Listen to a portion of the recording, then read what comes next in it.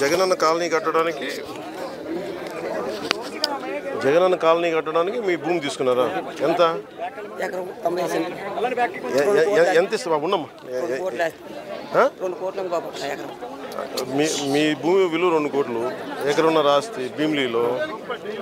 ఏం చేశారు? కడతామని మీరు ఇచ్చేసారు. అలాగే మీరు భూమి ఇచ్చేసారు. ఇవ్వలేదు. కంటే ఒక నోటీషన్ ఇవ్వలేదు, ఏమి ఇవ్వలేదు బాబు. మీకు 2 సార్లు ఇప్పుడు చేశాను. నాకు అర్థమైంది. మీరు మీ భూమి అడిగారా? మీరు ఇచ్చారు? అడగలేదు. అడగంటే దౌర్జన్యం చేసి ఇది గయ్యాలన్నారు బాబు. తీసేసుకున్నారు. తీసుకున్నారు. దౌర్జన్యం తీసేసుకున్నారు. దౌర్జన్యంగా పోలీసులు పెట్టి అరెస్ట్ చేయడం. ముత్తంశెట్టి శ్రీనివాసరావు ఎమ్మెల్యే గారు ఇదిగో బాబు ఇక్కడ ఈయన అరెస్ట్ చేయించారు సార్. ఇదిగో అరెస్ట్ చేయించారు. రైతు బరాజులో అడిగాను సార్. రైతు బరాజులో అడిగాను. అడిగితే నువ్వు నీ చూడండి సార్, ఇక్కడ పోలీసులు పెట్టి అరెస్ట్ చేశారు సార్. ఎంత దీనికి అడిగాను చూడండి సార్. నన్ను చాలా ఇబ్బంది పెట్టారు సార్. మానసికంగా మీ దగ్గరికి వచ్చాను బాబు. అప్పుడు విజయవాడ అప్పుడు కలిసారన్న వచ్చాను బాబు. అప్పటి నుంచి ఇక్కడ కలమంటారు. ఎక్కడికి వస్తే జైలు పంపించారు. జగనన్న కాలనీ కోసం తన భూమిని తీసుకొని అన్యాయం చేశాను రైతు భరోసా సభలో. సో మళ్ళీ మీ డబ్బులు ఇవ్వాలా?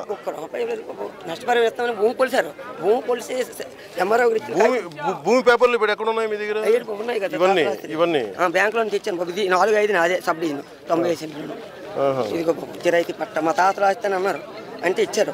గయ్యాలని పెట్టారు బాబు. జిరాయితీ పట్ట గయ్యాలు ఎలాగ వస్తుంది బాబు? ఇదిగో జిరాయితీ పట్ట, వ్యవసాయ భూమి జిరాయితీ పట్ట 28 సెంట్లు 27 సెంట్లు 85 ఇల్లు కడతాడు బాబు. బోర్డు పెట్టారు అక్కడ 85 ఇల్లు కడతాడు బాబు.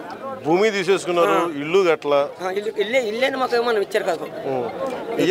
ఏమి ఇస్తామని చెప్పి డబ్బులు ఇస్తామని 2 కోట్లు ఇచ్చేస్తామన్నారు. 2 కోట్లు ఇవ్వలేదు. ఇదిగో పేపర్లో రాయించాను బాబు. తమ దగ్గరికి వచ్చాను మీ దగ్గరికి. ఇదిగో బాబు కలెక్టర్ గారు కూడా రాశాడు. ఆయన రాసినా మరి నచ్చిపెట్టలేదు బాబు. ఎమ్మెల్యే గారు ఆయన పేరు మినిస్టర్ గారు అనంత శ్రీనివాసరావు గారు. అనంత శ్రీనివాసరావు భీమిలి. అల్లం శ్రీనివాసరావు అంటే భీమిలి ఆయన దౌర్జన్యం చేసి భర్త చేశారు కదా. చూడండి ఆయన దౌర్జన్యం కూడా చేస్తారా? దౌర్జన్యం చేశారు బాబు. నా భూమి తీసుకొని దౌర్జన్యం బాబు. ఇదిగో బాబు అరెస్ట్ చేయండి బాబు అన్నారు బాబు. పోలీస్ మన డిపార్ట్మెంట్ని అరెస్ట్ చేయమన్నారు బాబు. చూడండి బాబు. మళ్ళీ చెప్పండి. ఒక నిమిషం మళ్ళీ ఒక్కొక్కరు చెప్పండి. జాబ్ నోటిఫికేషన్ ఎన్ని జాబ్? మీరేం అడగరా? మరి ఏం చదువుకున్నారు మీరు? ఒక నిమిషం కాదు, ఏం చదువుకున్నాను? కూర్చో చెప్పు అలా చెప్పు. ఎక్కడ?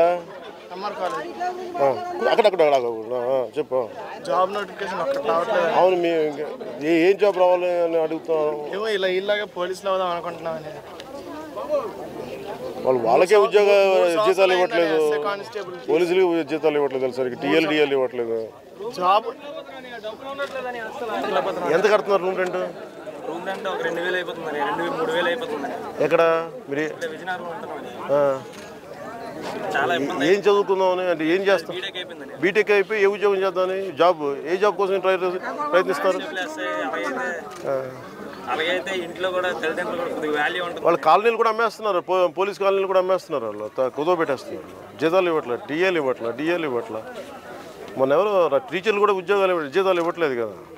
చాలా కష్టమైపోతుందండి. ఇంటికాడ తల్లిదండ్రులు కష్టపడలేకపోతుందండి. మేము ఉద్యోగాలు నిజమే, ఒక వయసు వచ్చాక మనం సంపాదించి మన తల్లిదండ్రులు తీసుకుంటున్నాం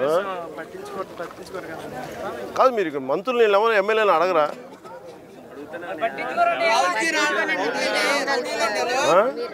వాళ్ళందరూ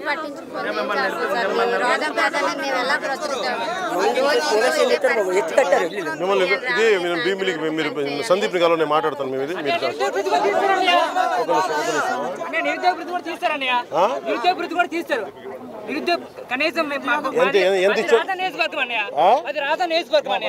కనీసం నాకు నెలకు 3,000 పంపిస్తాను ఇంటికి రమ్మని. ఈ జగన్మోహన్ రెడ్డి ప్రభుత్వం వచ్చి 3 సంవత్సరాలు కనీసం కానిస్టేబుల్ నోటిఫికేషన్ ప్రతి ఏడాది 6,000 ఇస్తామన్నారు. ఇప్పుడు ఇప్పుడు వచ్చి ఒక కానిస్టేబుల్ నోటిఫికేషన్ ఇస్తామని ఊసలేదన్నయ్య. మరి ఎట్లా మీరు ఏం ఉద్యోగం మరి ఏం పని చేస్తావు నువ్వు? మేమైతే మా అమ్మ నాన్న వ్యవసాయం చేస్తానయ్యా. ప్రతి మంత్ మాకు 3,000 పంపిస్తానయ్యా. వాళ్ళు ఎప్పటి నుంచి పంపిస్తున్నారు, మాకు కూడా వయసు వచ్చింది, జాబ్ రాక మాకు ఇబ్బంది పడుతున్నారయ్యా. మీరు చెప్పండి. అన్నయ్య అన్నయ్య అక్కడే ఉండు సరే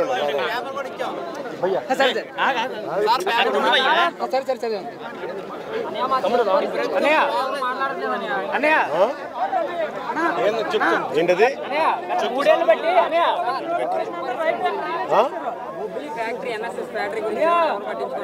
ఎన్ఎస్ఎస్ ఏంటి? ఏది జూట్ మిల్లా? షుగరా? చుట్టుపక్కల చాలా మందికి జీవనాధారంగా ఉన్న దాన్ని తీసేశారు సార్. తీసారా?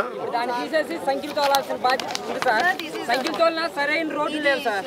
సరైన రోడ్ల కోసం ఎవరైనా ప్రయత్నిస్తే అక్కడున్న అధికార పార్టీలు అవన్నీ నోటు నొక్కేస్తాయి సార్. సరైన పోటీ ఇవ్వడానికి కూడా నాయకులు ఇబ్బంది పడిపోతున్నారు సార్. చాలా మంది నాలాంటి యువత, నేను ఇప్పుడు అక్కడి నుంచి వచ్చాను సార్, బొబ్బిలి నుంచి. మా నాన్నగారికి మా పెదనాన్నగారికి చాలా అవసరం ఉంది సార్. అయినా మేము సరైన చెరుకు తోటలకు కిందసారి తిరిగి మా యొక్క డబ్బులతో 5,000తో సంఖ్యలు తోలాం సార్. అంటే ఉన్న చెరుకు పోగొట్టుకోలేక, డబ్బులు లేక 5,000 మా సొంత మదుపుతో అక్కడికి చెరుకు పంపించాం సార్. అయినా మాకు సరైన గిట్టుబాటు ధర లేక వాళ్ళకి ఇవ్వాల్సి వచ్చింది సార్. చెరుకును వదులుకోలేము కదా సార్. ఎంతో కొంతకి నష్టానికి వదిలేస్తున్నాం. నష్టానికి వదిలేస్తాం. మీ కార్యక్రమం జనమైన కార్యక్రమం ఉద్యమన్న పోలీసులు మిమ్మల్ని కనీసం వైద్యం నుంచి రానివ్వలేదండి. నెట్టుకోకుండా మామూలు మాట్లాడు. మీ కార్యక్రమం జనమైన కార్యక్రమం మా సమస్య తీసుకొద్దామని చెప్పిన మిమ్మల్ని కనీసం ఈ ప్రభుత్వం, ఈ రాక్షస ప్రభుత్వం కనీసం సరైన బాకీలు రావాల్సిందిగా చాలా నేను చేస్తున్న ప్రయత్నం ఏంటి చెప్తా.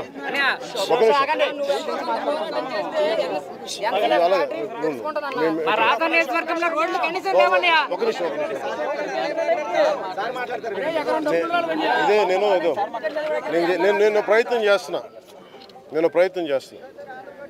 ఇప్పుడు మీరు అందరూ కష్టపడి చదువుకున్నారు. నాకు తెలుసు నా కోరికలో నేను ఒక 20 ఏళ్ళు ఉన్నప్పుడు నేను ఒక 5,000 రూపాయలు ఉద్యోగం వస్తే బాగుంటుంది. దాని ప్రయత్నం దానికి. నాకు తెలుసు ఆ కష్టం. మన ఇంట్లో వాళ్ళ మీద ఆధారపడకుండా మనం ఏదైనా రూపాయి ఇవ్వాలి తల్లిదండ్రులకి. తల్లిదండ్రులు తీసుకోవడం ఇబ్బందిగా ఉంటుంది. నేను కోరుకునేది మీ తరపున మాట్లాడి, ఏమ్మా మీరు అటు వెళ్ళిపో, కొంచెం మీరు పక్కన వచ్చాను. నెలకు 3,000 పంపిస్తున్నారు ఇంటికాడ, మా ఇంటి దగ్గర. కనీసం ఇప్పుడు ఈ వయసు అదేంటంటే ఏడాదికి 6,000 ఉద్యోగాలు. అలా కాదు, మీరు మీ దగ్గర డెమోక్రసీ అనే ఒక టూల్ ఉంది, ప్రజాస్వామ్యం. మీరు నాయకులకి భయపడితే ప్రతిసారి గోళ్ళు నొక్కేస్తూ ఉంటారు. నేను దెబ్బతి అంటే ఇంతమంది యువతున్నారు కదా, మీ అందరికీ ఏదో అంటే మీకు భవిష్యత్తు ఇవ్వకపోతే ఎట్లా? ప్రతి ఎమ్మెల్యే, ప్రతి ఎంపీ, ప్రతి నాయకుడు వాళ్ళ మునిమన వాళ్ళ దాకా సంపాదించుకున్నారు. మునిమన వాళ్ళ దాకా ఏం చేసుకుంటారో డబ్బో తెలియదు మనకి. అందుకనే ఇది ఏంటంటే, ఇది నా ఒక్కడితో సరిపోదు, మీరు అందరూ కలిసి వస్తే. కానీ దెబ్బ అంటే మన ఒత్తిడి తీసుకోకుండా మార్పు రాదు. మీరు లాస్ట్ టైం కూడా 2014లో కూడా నేను పోరాటతో తిరుగుతున్నప్పుడు అందరూ వచ్చారు. ఎలక్షన్ టైంకి మీరని కాదు, యువత మీరు అటు వెళ్ళిపోతే మీరు నష్టపోతారు, నేను నష్టపోను. నాకేమవుద్ది, మహా అయితే నేను అవమానపడతాను, నన్ను నమ్మి జోకులు వేస్తాను, నాకు ఓకే అది.